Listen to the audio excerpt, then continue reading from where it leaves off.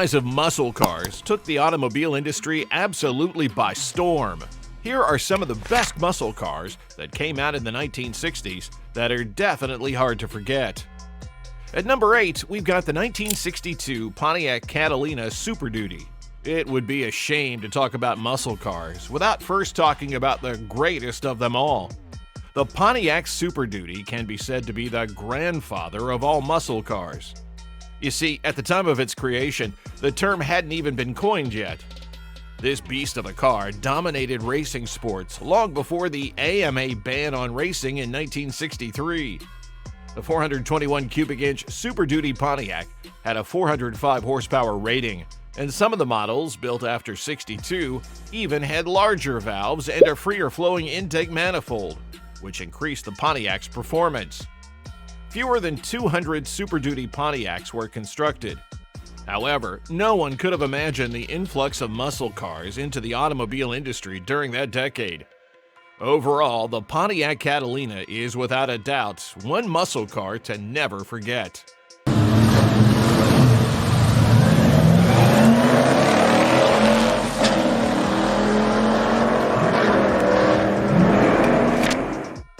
At number 7, we've got the Plymouth Savoy Max Wedge. While muscle cars were still relatively new, Chrysler was already making moves behind the scenes. They had moved to an intermediate body starting in 1962 as a result of last-minute designs. This put Chrysler in a pinch, as the scaled-down designs look cartoonish and out of touch with their usual designs. Chrysler didn't waste any time in getting right back to the drawing board, choosing to redesign the midsize car for 1963. But that wasn't all that needed to be done. The Max Wedge big block engine needed some work, and the engineers, led by Tom Hoover, were dedicated to making the changes. The end result was the 413 cubic inch Max Wedge big block Chrysler, which was introduced in 1962 as the Superstock 413 in Plymouth and the Ramcharger 413 in Dodge as well. These are regarded as the first 60s muscle cars. By 1963, the Max Wedge had grown to 426 cubic inches with an output of about 425 horsepower. These cars were almost invincible on the racetrack. Sales for the 1963 Plymouth Max Wedge muscle car increased about 44% in 1963. The number of units built was about 253 cars total. The 1963 Plymouth Savoy Max Wedge is definitely a muscle car that's hard to forget.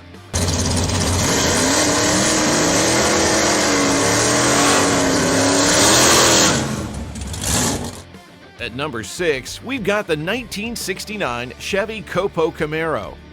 Born from a gamble, this car was created when clever car dealers saw a chance to make a high-performance car while skirting past standard production rules. The Chevy Camaro was born from Chevrolet's Central Office production program when dealers like Yanko, Fred Gibb, and Berger decided to put a Chevy 427 cubic inch V8 big block engine into the Camaro. They saw a chance to try something new, as this engine was meant for bigger Chevys and Corvettes. The Copo Camaro had 425 horsepower, with its 427 cubic inch big block, automatically putting it in the running for one of the most powerful muscle cars of the 60s. The Copo Camaro was hailed as the best of Chevy's performance cars, and boy did it have the horsepower to back it up. No pun intended, of course. This car didn't just have power alone, it was also praised for having really great brakes and an even stronger suspension to keep up with the speed. Another thing that made this car so unique was that it could be custom ordered with a unique and secret function called V75. This function added a remote-controlled sprayer to boost the rear-wheel traction by spraying a special liquid on the tires. This unique design made the Camaro a very sought-after model of muscle car, making it as rare as they come. Only a few models were ever made, but it still holds our number 6 position as one of the best muscle cars of the 60s.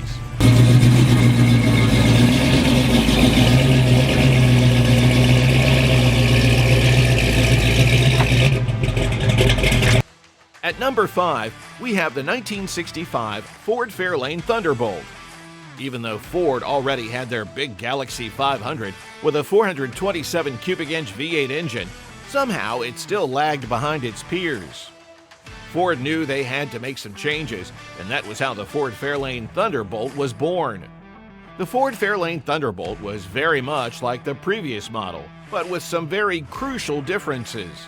In an attempt to make the car faster, Ford replaced parts like the steel fenders, bumpers, and hoods with fiberglass. The rear windows and side glass were also replaced with plexiglass, a much lighter option than their previous model. The Thunderbolt also had a 427 cubic inch V8 engine, which produced about 425 horsepower. Ford was not playing around. The Thunderbolt would go on to win the NHRA Superstock Championship in 1964. Due to the margin advantage in the win, NASCAR was forced to change the rules, which put Chrysler's Hemi in the same class for the ban later in 1965. In total, Ford made 100 of this model, 49 of them with manual transmissions and 51 automatic. The Ford Thunderbolt was a display of innovative ideas coming to life and is most definitely one of the best muscle cars made in the 1960s.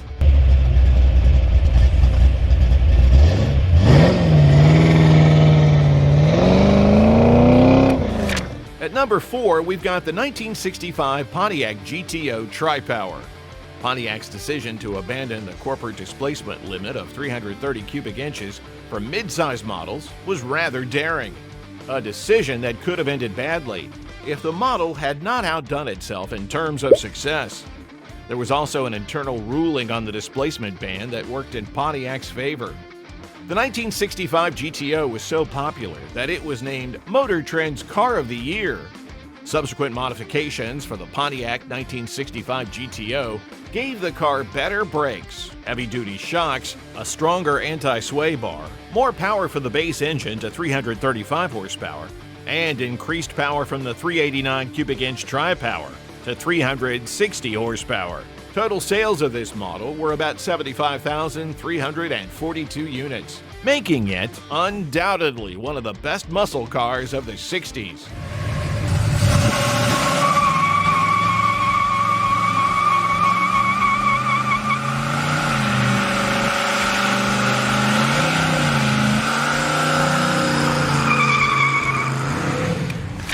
At number 3, we've got the 1966 Dodge Coronet Street Hemi. After the ban by NASCAR from racing, the Hemi, seeming to have no place, needed a rework. The car found its way into the hands of Dodge and Plymouth, who decided to make the previous race-only car into a street car.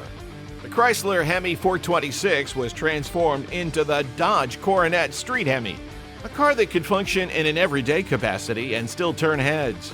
NASCAR's major reason for banning this car was that they wanted only everyday cars to participate in the competition. A car that was available to the public and not race exclusive did not qualify. A total of 136 units of the Dodge Coronet Street Hemi were made. The unique nature of this setup makes it one of the best muscle cars of the 1960s.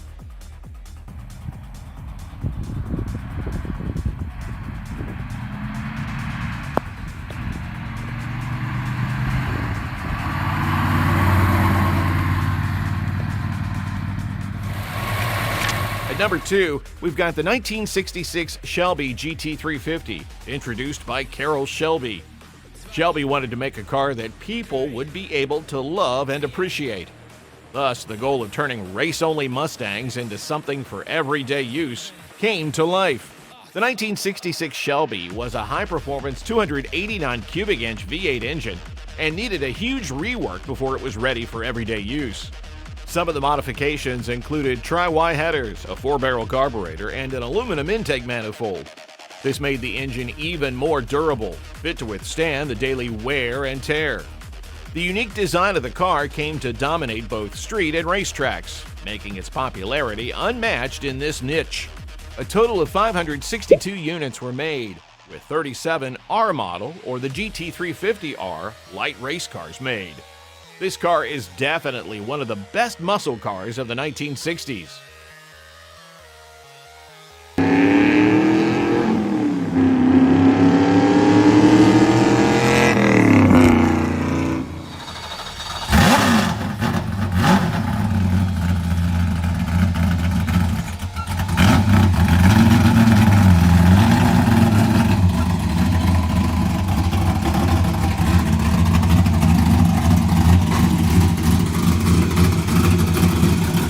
finally, at the end of the decade, we've got the 1970 Chevelle SS454, setting at the top of the list for the most popular muscle cars in the 60s. This car boasted about 450 horsepower, making it the most powerful car for decades to come. It was equipped with a 454 cubic inch big block Chevy engine that had become available for the Chevelle. This gave the car absolutely raw power when it came to speed, taking its place at the number one in the era of muscle cars. Just 4,475 units were made. Several models were made after this one, making it even rarer and more expensive. No doubt one of the best muscle cars in the late 1960s.